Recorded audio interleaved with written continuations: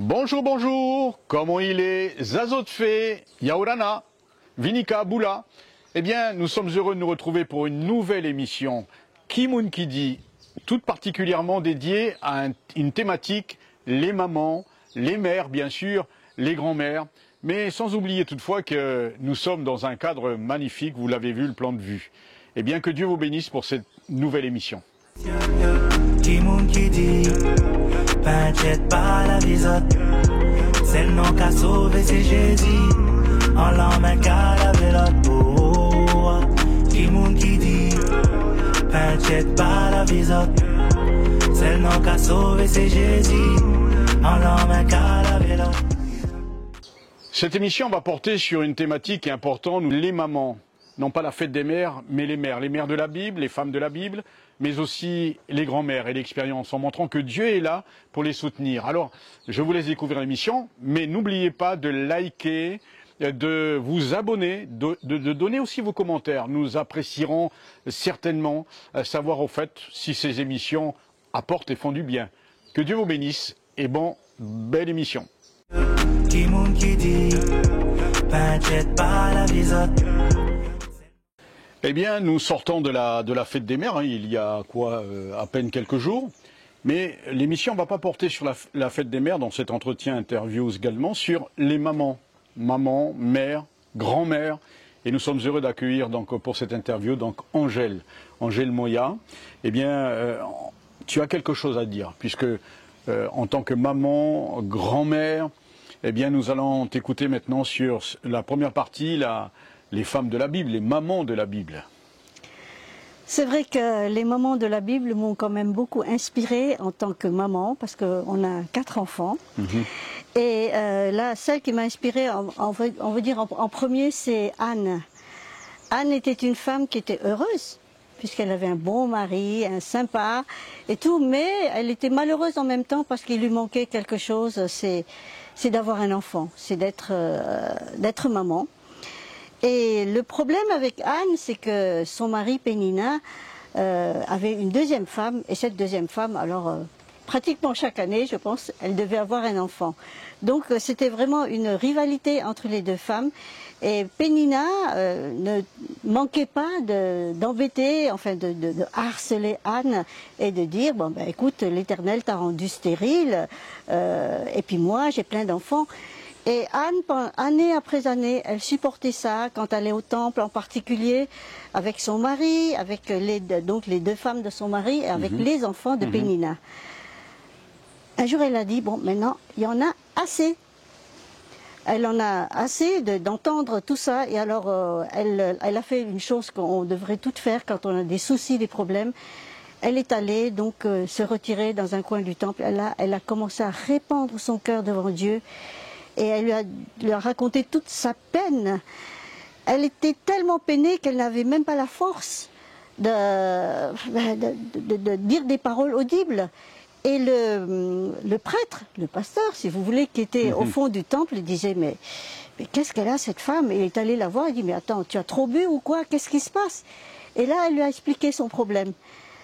Et elle a dit, ben voilà, j'ai le cœur tellement gros et je suis en train de demander à Dieu d'avoir un enfant. Et je lui ai dit, si je pouvais avoir un fils, ce serait superbe. Et de toute façon, Seigneur, si tu me donnes un fils, je te le donnerai, je te le consacrerai et il sera toute sa vie au service du Seigneur.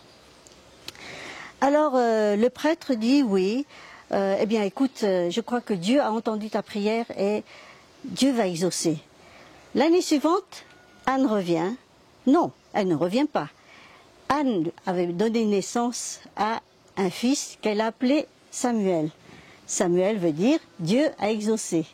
C'est sûr que Samuel, ça a été une réponse à la prière. Alors, que s'est-il passé l'année d'après? Eh bien, l'année d'après, Anne n'a pas accompagné son mari au temple parce qu'elle avait un bébé qu'elle a choisi d'appeler Samuel, ce qui veut dire Dieu a exaucé. Ça a été une telle reconnaissance et elle a dit à son mari, écoute, je vais rester à la maison, je vais allaiter l'enfant, je vais nourrir l'enfant et puis quand il sera assez grand, assez autonome, je l'amènerai au temple. Et quelques années après, donc, elle vient au temple. Et elle a présenté son enfant, Samuel, au sacrificateur Élie. en lui disant, ben, c'était pour cet enfant, tu te rappelles? J'étais cette femme qui pleurait dans le coin, et puis maintenant Dieu a exaucé. Et puis, elle est donc rentrée à la maison, mais ce qu'il y a de remarquable chez Anne, c'est que chaque année, et c'est marqué dans la Bible, que chaque année, eh bien, sa mère, donc en parlant de Samuel, sa maman lui faisait chaque année une petite robe et la lui apportait en montant avec son mari pour offrir le sacrifice annuel. Donc chaque année, elle faisait une petite robe à Samuel et chaque année, bien sûr, l'enfant grandissait. Donc la robe était différente, peut-être faite de tissus différents, peut-être un modèle différent, mais en tout cas, elle suivait de près la croissance de son enfant. Il faut vous préciser une chose, je trouve remarquable, c'est que quand elle avait prié pour avoir cet enfant, elle n'avait pas eu de réponse immédiate dans son corps. Mais son visage ne fut plus le même. Quand Élie lui a dit, écoute, Dieu va exaucer ta prière, eh ben ça a tout changé chez elle et ça a été une autre femme. Alors, à l'exemple de Anne, je trouve que c'est génial de pouvoir avoir des enfants, de pouvoir les donner au Seigneur, mais aussi de s'en occuper. Et c'est vraiment notre tâche à nous en tant que mère. Mais je voudrais aussi vous parler d'une deuxième femme, un deuxième portrait. Deuxième portrait de femme. Alors ce sont deux femmes. Ce deuxième portrait, c'est la maman et la grand-mère de Timothée, qui était devenu donc un compagnon de l'apôtre Paul. Et on est sur deux générations, même trois. Deux générations, oui. C'est incroyable ce que Paul disait au sujet de l'éducation que Timothée a reçue. Il dit qu'il garde le souvenir de la foi sincère qui est en toi, Timothée, et qui habita d'abord dans ton aïeul Loïs, dans ta mère Eunice, et qui, j'en suis persuadée, habite aussi en toi. Eh bien, l'éducation ne revient pas seulement qu'à la mère, il y a aussi la grand-mère, il y a aussi toute la famille, bien sûr, mais Timothée était vraiment un enfant sur lequel Dieu avait le regard et c'est vraiment formidable. Et je pense que ça aussi c'est un exemple pour nous en tant que maman, éduquer nos enfants, en tant que grand-mère, éduquer nos enfants pour les amener vraiment à là où Dieu les voit. Et puis une dernière femme qui est remarquable. Elle est populaire cette femme. Elle est très populaire, elle s'appelle... On ne peut pas dire universelle. Elle s'appelle Déborah. Ah, Déborah. Mais je crois que tout à l'heure, tu vas nous parler de Déborah. Oui, ce sera un portrait que je ferai ma conclusion avec de l'émission, puisqu'elle nous parle aussi en tant que mère. Oui. Alors, c'est vrai que Déborah... Mais tu peux en parler de Déborah. Oui, c'est une femme qui était très courageuse et elle a dit, dans une parole, elle a dit « Je me suis levée comme une mère en Israël ». C'est-à-dire qu'à l'époque, le contexte du pays d'Israël était terrible parce qu'il y avait la guerre, il n'y avait pas de chefs qui sont vraiment des chefs, et il a fallu qu'une femme se lève. Mais tout en se levant comme ça, en tant que chef, en tant que juge en Israël, mais elle s'est mise sous la protection, sous l'autorité de Barak, chef de l'armée. Mais elle a dit, je me suis levée comme une mère en Israël. Et je suis en train de réfléchir et dire, mais une mère en Israël, ça veut dire quoi? Ça veut dire que non seulement on agit en tant que mère parce qu'on a des enfants biologiques, mais aussi on peut agir en tant que mère pour avoir des enfants spirituels. Et là, je voudrais parler aux grands-mères, à vous, maman, qui êtes mère, mais aussi à celles qui auraient pu être maman, qui rêve d'être maman et d'avoir un enfant comme Anne et qui n'a toujours pas d'enfant, à celle qui un jour deviendra maman. Eh bien, à toutes ces mères, je voudrais vous dire une chose, c'est que Dieu a le regard sur vous, comme Dieu a le regard sur moi. Et je trouve ça tellement touchant, tellement formidable. Et Dieu, je me rappelle avoir interviewé une femme de missionnaire d'un certain âge, et je lui disais, dis-moi, tu n'es pas frustrée de ne pas être enfant? Elle dit oui. J'ai beaucoup pleuré. J'ai demandé à Dieu, mais malheureusement, je n'ai pas eu l'exaucement que je souhaitais. Et après, elle m'a dit, mais tu sais, Dieu m'a donné des enfants spirituels. Et j'en ai tellement d'enfants spirituels, des hommes qui sont devenus des pasteurs, des femmes de pasteurs, et je suis comblée et maintenant je ne pleure plus. Très bien. Eh bien, merci Angèle pour ces 3 portraits. On a vu Anne, on a entendu parler de Eunice et Loïs, maman, grand-mère également de Timothée, l'homme de Dieu. Et puis, bien sûr, le dernier portrait pour Déborah avec le conseil aussi aux mamans. Nous faisons un break musical, comme à l'habitude, dans cette émission Kimoun qui dit.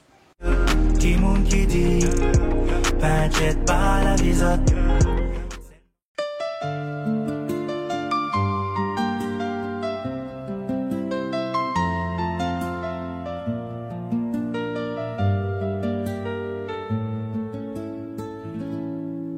Seigneur, j'ai pas toujours la foi, pourtant je sais que tu es là, guidant chacun de mes pas sur le chemin de la foi. Aide-moi à faire un pas de plus, aide-moi à faire le pas de foi. Quand sur ma route je ne sais plus, quand sur la route je ne vois plus. La foi c'est mon GPS, accroché à tes promesses. Je choisis de croire pas parce que je vois, mais parce que sans toi je me perds chaque fois. La foi c'est mon GPS, accroché à tes promesses. Je choisis de croire pas parce que je vois, mais parce que sans toi je me perds chaque fois. Ma foi c'est le GPS, pas d'adresse, juste ta promesse. Voir pour croire c'est me limiter, croire pour voir c'est te révéler. Quand le ciel paraît fermé et que mes larmes veulent parler, rappelle-moi que tu es fidèle, que tes promesses sont éternelles.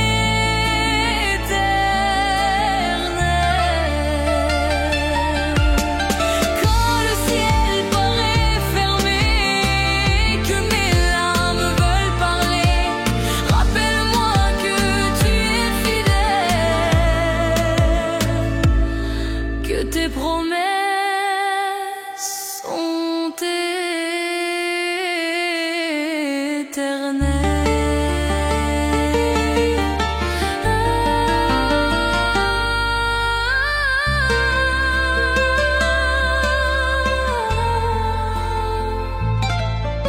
oui, je choisis de croire pas parce que je vois, mais parce que sans toi je me perds chaque fois. Ma foi c'est le GPS, pas d'adresse, juste ta promesse. Voir pour croire c'est me limiter, croire pour voir c'est te révéler. Quand le ciel paraît fermé et que mes larmes veulent parler, rappelle-moi que tu es fidèle, que tes promesses sont éternelles.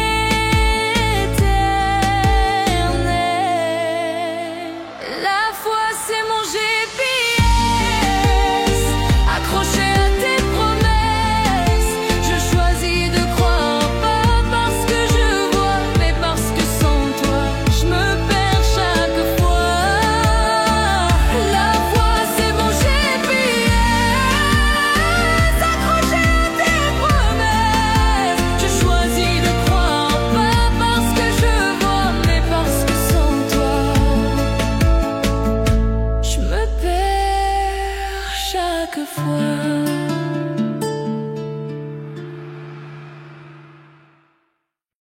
Eh bien, nous nous retrouvons, nous voici à nouveau dans cette interview avec Angèle en ce qui concerne les mamans, après la fête des mères, donc les mères. À toi Angèle pour la deuxième partie. Eh bien, s'il y a des mères, c'est qu'il y a des pères. Et s'il y a des mères et des pères, c'est qu'il y a des enfants. Et puis, je voudrais dire, même si il y a des femmes qui auraient voulu être mères et qui ne le sont pas biologiquement, Dieu peut vous donner vraiment des enfants spirituels, des enfants que vous allez adopter et qui auront les mêmes droits que si c'était vos propres enfants.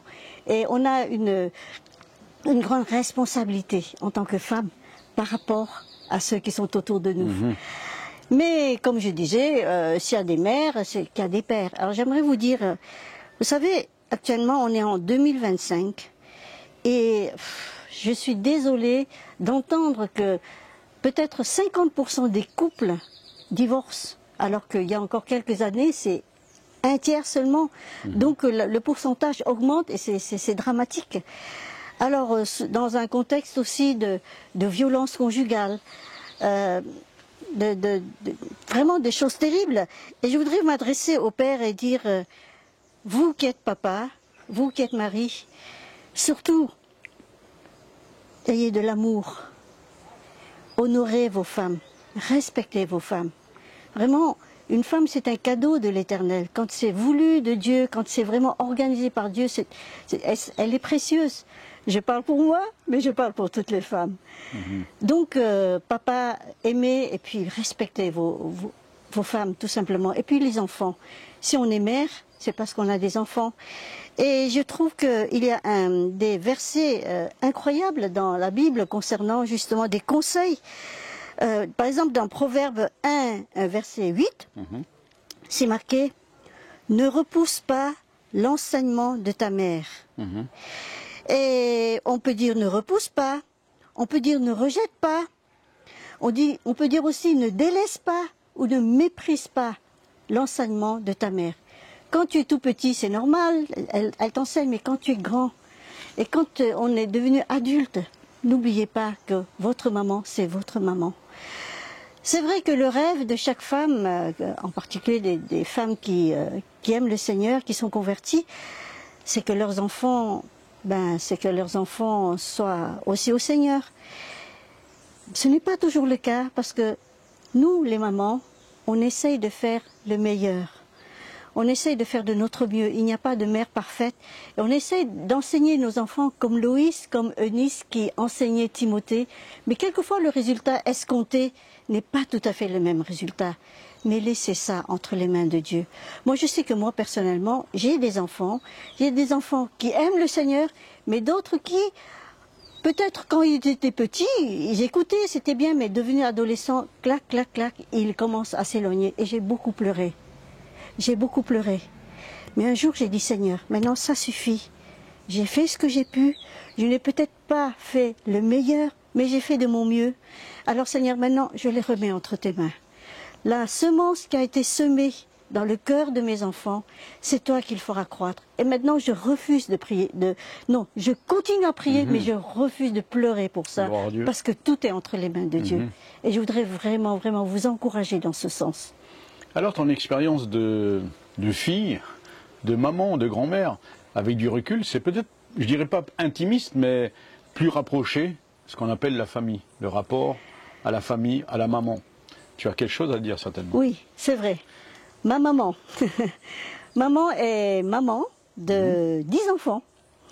10 enfants. Et je me rappelle quand j'étais jeune, bien jeune, quand j'étais adolescente, là, je crois que l'expérience qui m'a le plus marquée dans mon adolescence, alors que je n'avais pas encore fait d'expérience personnelle avec Dieu. J'avais une éducation religieuse comme tout le monde, catholique, protestant, etc. Tout le monde a une éducation religieuse, plus ou moins.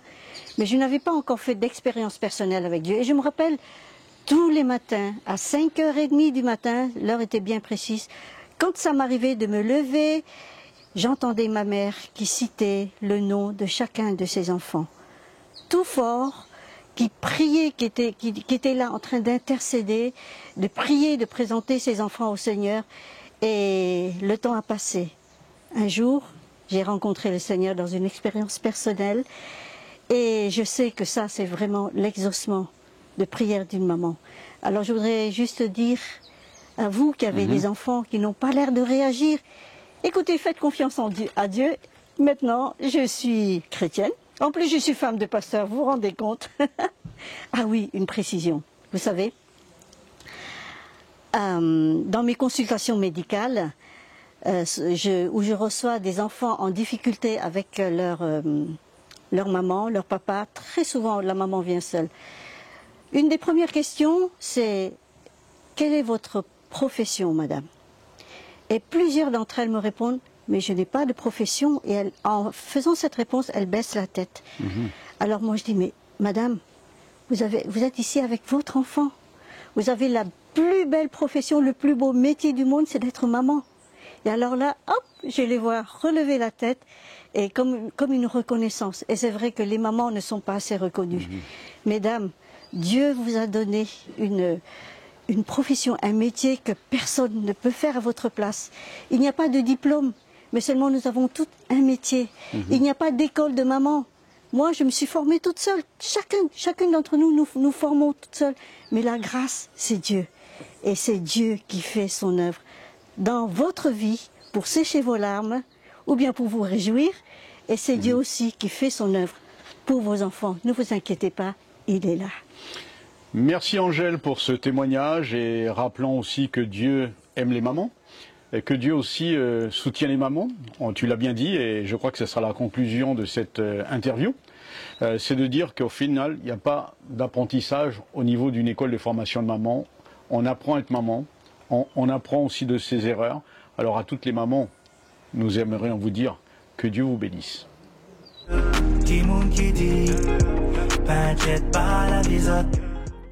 Eh bien, merci à Angèle pour ce partage, cette interview sur les mères, si je peux dire ainsi, à l'issue de la fête des mères. La fête des mères, c'est tous les jours. Je retiens un seul portrait, c'est celui de Déborah. Déborah, juge et prophétesse, mariée à cet homme Lapitote, qui veut dire flambeau, un homme aussi zélé. Alors, on ne va pas parler seulement de la femme, mais je pense aussi de l'équilibre, de l'épanouissement de cette femme qui a un caractère spirituel. On s'aperçoit que Dieu va l'utiliser auprès d'un chef. Les chefs étaient sans force, la nation était dans un déclin spirituel, et il a fallu quelqu'un. Et pour ne pas dire quelqu'une, c'est Déborah, Dieu l'a utilisée. Elle n'a pas pris la place de Barak. Messieurs, calmons-nous un peu. Donc, Dieu l'a utilisée pour être à nos côtés, les femmes à nos côtés en tant que serviteurs de Dieu, c'est vrai, mais en tant qu'homme dans le mari, eh bien le privilège que nous avons, c'est de savoir que Dieu n'oublie personne. Alors merci beaucoup, merci j'allais dire à toutes les mères, merci aux femmes, aux mères de cœur, aux mères, si je peux dire, de foi, dans la foi, des mamans spirituelles.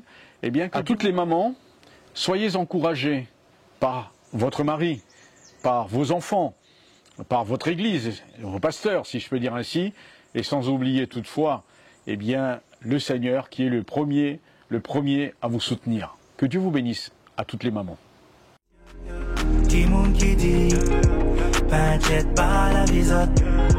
C'est le nom qu'a sauvé, c'est Jésus. En l'emmène qu'à la vélote.